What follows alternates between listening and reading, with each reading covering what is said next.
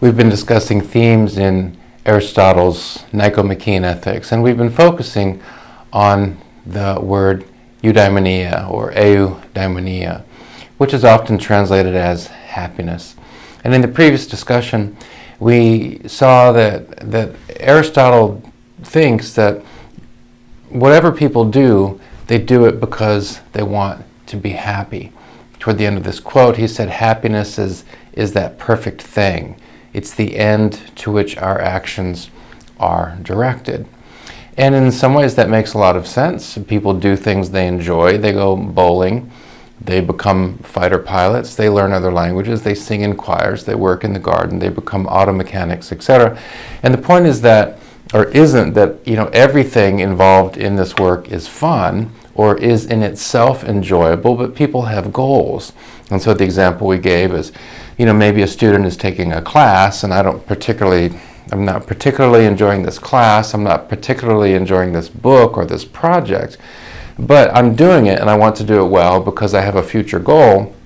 And I think if I arrive at that future goal, then I'll have some sense of eudaimonia, some sense of contentedness of soul. Aristotle says that there are a lot of ways to go wrong and there are fewer ways to go right. And here are some cases where people are obviously missing the mark. People will do unwise things. They'll do self-destructive things because they mistakenly think that these things will bring them some sort of happiness. And so we gave the example of being in a street gang, or the example of robbing a bank, or the example of squandering great amounts of money in casinos. The reason people do these things, according to Aristotle, it's the same reason that folks will study hard, will learn languages, but these folks are making really basic mistakes and they're very much on the wrong track. When we talk about things that are enjoyable or things that are linked to something that we see as enjoyable down the road, and it's easy to understand what Aristotle means when he says that people, are motivated because of a basic desire to experience eudaimonia, happiness, a sense of personal flourishing. But what about when things aren't enjoyable? What about when things are difficult? What about when things are hard?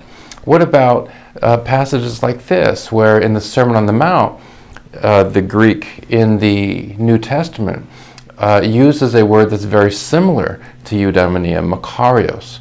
Makarios are those who mourn. Happy are those who mourn.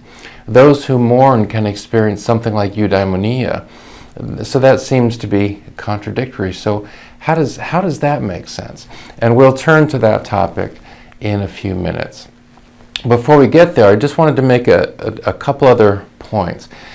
Aristotle is realistic, and he understands that if people are going to have a sense of personal flourishing, if people are going to have a certain contentedness of soul, then probably that does mean that the basic necessities of life are covered. And the triangle we're looking at here, or the pyramid we're looking at here, is it's a famous thing that comes to us from a psychologist named Abraham Maslow.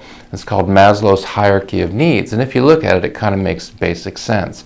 That the most fundamental needs people have, needs for oxygen, needs for food, water, shelter, warmth, things like that, that if those needs are met, then these kinds of conversations just aren't going to work. So imagine, this conversation and all of the conversations we've had, imagine trying to have these conversations in a place where people are in fear of starving to death. It's just not going to work, right? And then next up on the pyramid here is safety. If people are very, very concerned about security, if they live in a very insecure environment, if they live in a place where there's civil war, then maybe it's a little more likely that conversations like this can happen, but not very much. And Aristotle makes the point, and I think it's a realistic point, that this topic that we're discussing really is not going to become relevant to people unless the basics are met.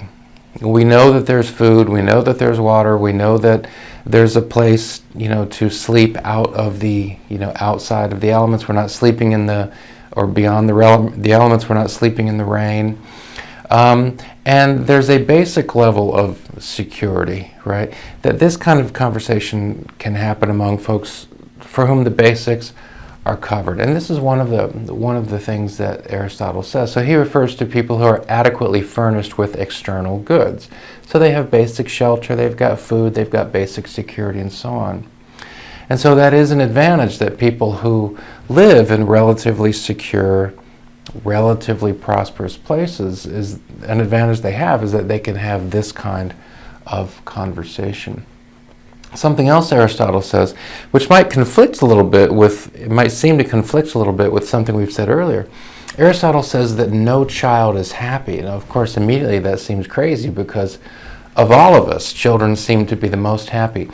But that points to the difference between what we think of as happiness and what Aristotle is discussing as happiness. Aristotle is discussing a state of the soul. And it's probably impossible really to put it into words. A state of the soul, a sense of contentedness of soul, something that comes after a lot of hard work. And that is a theme that we've talked about. The hard work that goes into this. And of course, a young child hasn't had opportunities or time to put in that kind of hard work. So when we think of the early 21st century version of the word happiness, then children of everyone seem to be happier than everyone else. But that's not what Aristotle's talking about. He's talking about something that's more deep, something that's more profound, something that's more internal, something that is the result of hard work. And so he says, so children don't have access to that. They have access to the kind of happiness we see that children have, but they don't yet have access to eudaimonia. Now, we hope, of course, to remember Aristotle says that from infancy, we want to encourage young people to think about this kind of thing, to get them on the way. And so he says we see in children future promise, right? But, he says, as we look at the quote, happiness demands not only complete goodness, that is moral virtue, but a complete life, right? And so, for people who are 12, 13, 14, 15, this is something that we want to be aware of, and we're looking ahead. We're looking ahead. We're saying when we get to a certain place in our life, we want to look back. With a sense of contentedness of soul, we can look back on our life and see that we did this kind of hard work that Aristotle is talking about. This hard moral work, hard work at important endeavors in life, etc. And then down at the bottom it says, beginning an activity with the end, that is the telos in mind. Remember we discussed that Greek word telos, the goal of something, the end point of something. What is the goal of a basketball game? Well, usually the goal of the basketball game is to win. And so you start the basketball game with that goal in mind. What do we have to do to win? You don't hear a coach say, okay, right before a game starts, okay, let's, we're going to start the game, and what we're really focused on is the 3rd minute of the 2nd quarter, right? Now, the 3rd minute of the 2nd quarter, or the 2nd half, is important. But the reason the 3rd minute of the 2nd quarter or the 2nd half, the reason that's important is because of what the telos of the game really is, and that is the end of the game, winning the game, doing well in the game. And I think this is Aristotle's idea. It's the same thing in life. That, a telos of life is to end life well, right? You want to get to the end of life and look back on your life, or others to look back on your life and say, yeah, that was a well-lived life. That was a good life. That's the goal. That's the telos. And so we start at the beginning with that goal in mind. And so even though Aristotle says no young child can experience eudaimonia, right, we can begin to train that child so that that child begins to do the work that eventually gets that person to that place where eudaimonia is possible. And so here's a quote from Aristotle, which I have paraphrased a bit. I've put it into my own words. So Aristotle writes, we are now in a position to define the happy person as one who is completely virtuous. That is, here's the person who's getting all of these decisions right that we've discussed in previous conversations. A person who is completely virtuous, that is, this person is consistently excellent in ethics and life work. So this person is making good ethical decisions. This person is making good moral decisions. Consequently, this person is making him or herself into a moral, ethical person. And related to that, of course, is work. Whatever life projects we have, work we have, we want to do well. We want to pursue excellence. And so the happy person is a person who's completely virtuous, consistently excellent in ethics and life work. And then also you've got these basics of life. Again, those bottom sections of Maslow's hierarchy, of that triangle that we saw. So the person lives in a state where the basics of life are taken care of, and now we can spend time and energy thinking about these kinds of conversations. So, eudaimonia, we translate it as happiness, but we understand we're talking about something deeper here, contentedness of soul, and that is very much linked to this word arete. And arete has two meanings: virtue, moral goodness, and excellence. And we see this work out in a verse from Christian writings, the book of Philippians, that we've looked at before. Philippians chapter 4, verse 8. And just notice that in one verse, this word arete, that's the word that's used, is translated as virtue. In another translation, the word is translated as excellent, because this word has these two meanings, right? And then some translations will give it as moral excellence, which kind of combines these ideas. And so very much related to this idea of contentedness of soul, this idea of happiness in a profound sense, in a deep sense, as Aristotle's describing it, it's related to excellence, being a person of excellence in ethics, that is, in moral decision making, and in just your work as a human being. The pursuit of excellence and the achievement of excellence in certain endeavors in life. Okay? So we have this quote again from Aristotle, that the happy person, the person who experiences eudaimonia, is one who's completely virtuous, consistently excellent in ethics and life work. And then you've got the basics of life covered. That's what makes this kind of work possible. But what about things that aren't enjoyable? We talk about, the pursuit of happiness, right? And excellence and so on. And it's fairly easy to pursue excellence, and it's easy to think about pursuing eudaimonia when we're doing things we enjoy, or at least what I'm doing right now, I relate to something that I think I will enjoy, right? But what if we find ourselves in a situation where we're having to do something that we think is important, but it's not something that we necessarily enjoy? It's something we find difficult. It's something, to refer back to that passage in the Sermon on the Mount, it's something that may actually cause us to mourn. It's something that may actually bring to us persecution. What about those kinds of situations? And so what I want to do, just to go back to the screen, is to work through some clips from this film, The Mission. And we won't talk about the whole film. We'll just say a few things about it to sort of, set up what we're talking about. And so we have two priests, Father Gabriel and we have Father Mendoza. And Father Mendoza had been a slave trader, but Father Mendoza has a conversion experience and now becomes a priest, and Father Gabriel is a priest. And they preside over a mission in South America. And the mission is inhabited, and the mission has been built by the Guarani, people who are part of that ethnic group, the Guarani.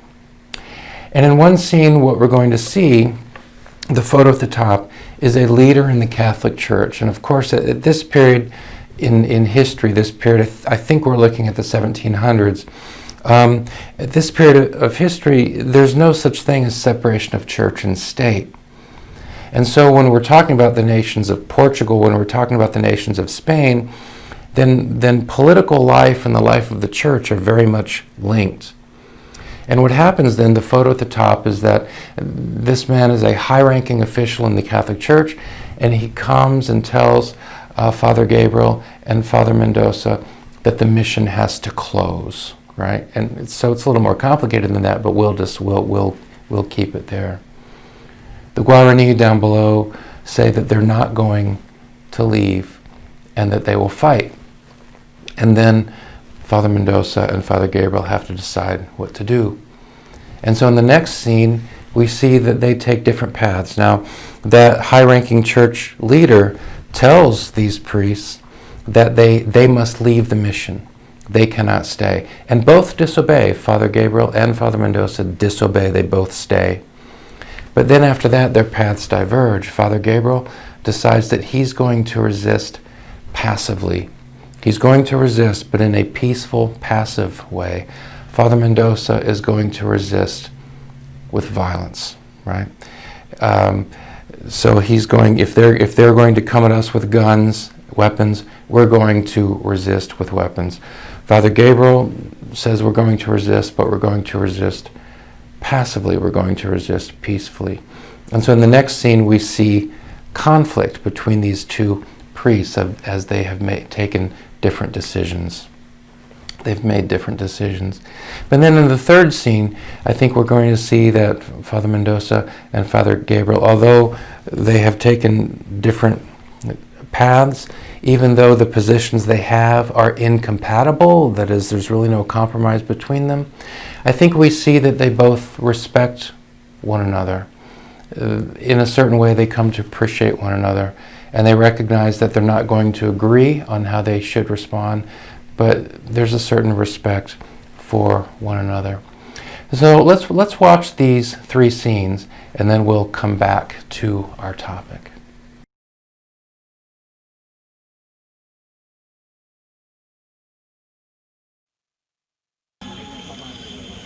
Ken istiu hawai kabake mahwil puho am ken mahagagi mamimua. Murag gawang. I said they don't understand what you mean. Makan pumana kau makanta makan pumana hawai kasi makan.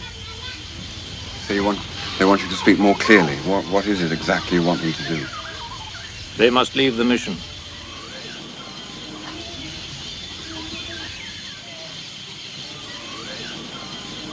Steo hawe panamubehu mung mission emua.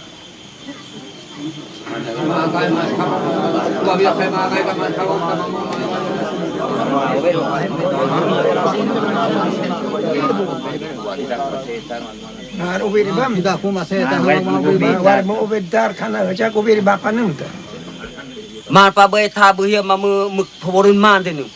say they don't want to leave the mission. The mission is their home.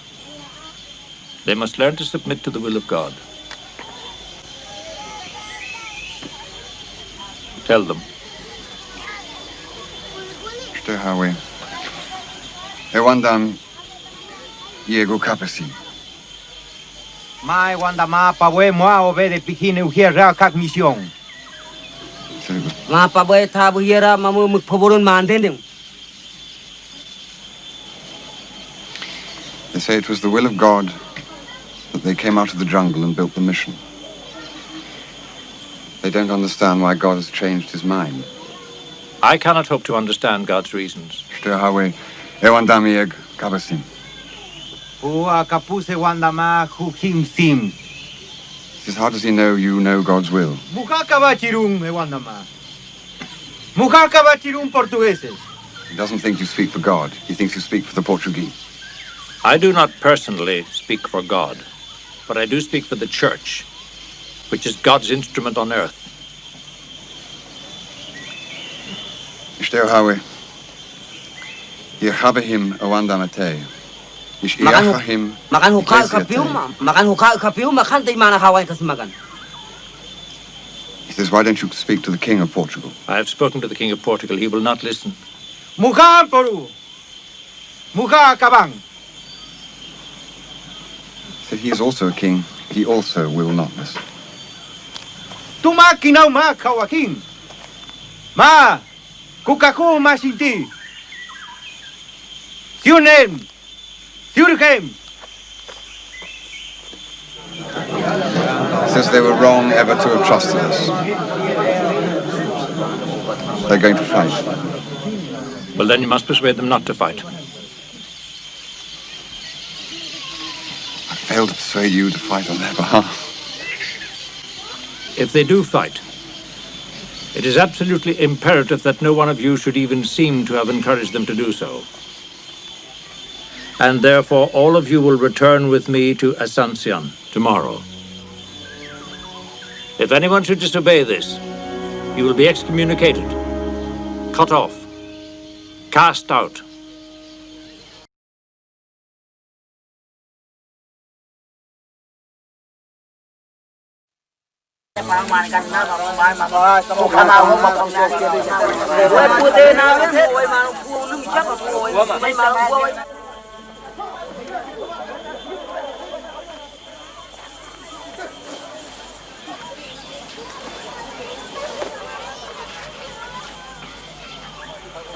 I want to renounce my vows of obedience. Get out. I want to explain. Get out, Rodrigo. I won't listen to you.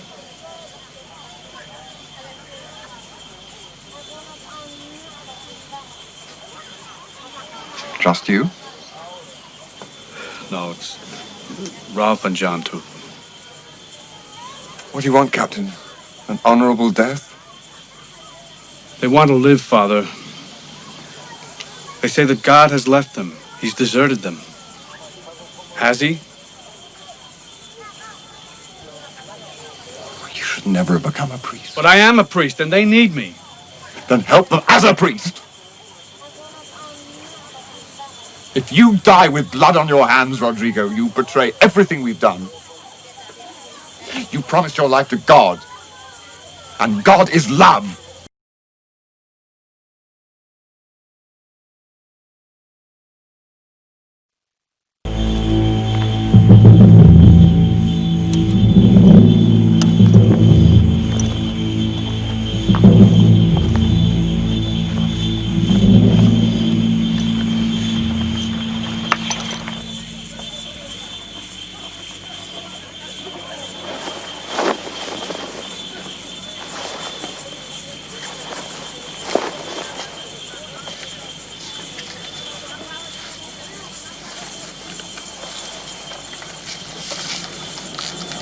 Father, I've come to ask you to bless me.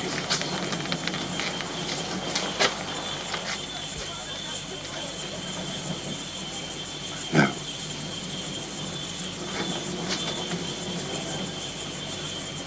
If you're right, you'll have God's blessing.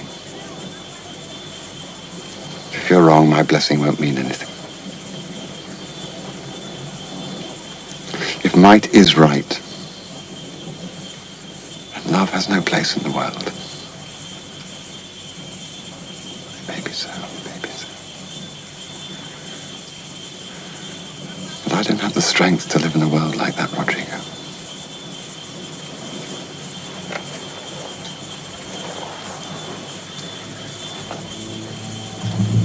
I can't bless you.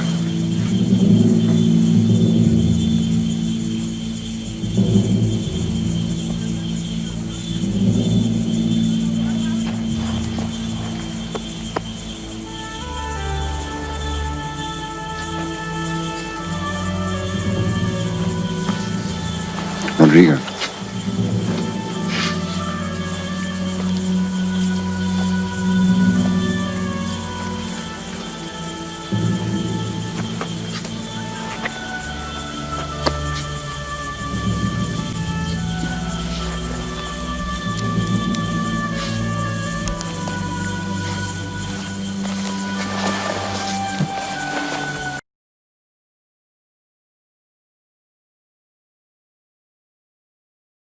So as we saw, Father Gabriel and Father Mendoza, they had to make an ethical, moral decision.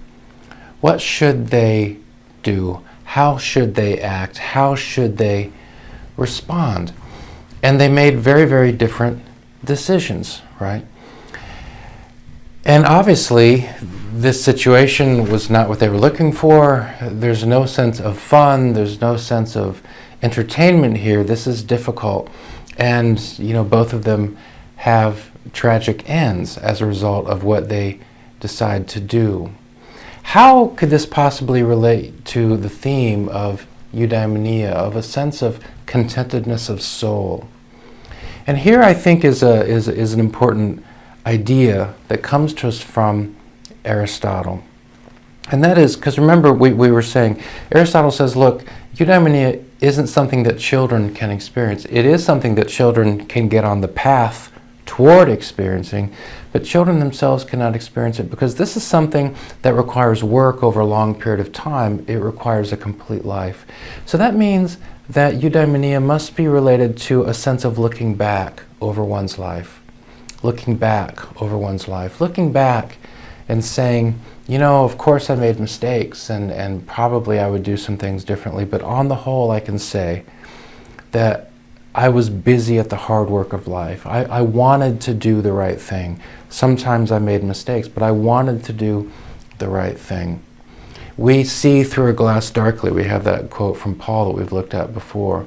And this world is the shadowlands. We can't see everything clearly, right? But to the extent that I could see, I did the best I could. And we get to a place in life, later on in life, where we look back, and if we can honestly say that about ourselves, that most of the time, preferably we get to a place where we say all of the time, I did the best I could. I made the best decision I could. Then I think there's that sense of eudaimonia because you know you've worked hard at something. So we're not talking about a sensation where you're clicking your heels, right? Where you've got out pom-poms and cheerleaders and all of that.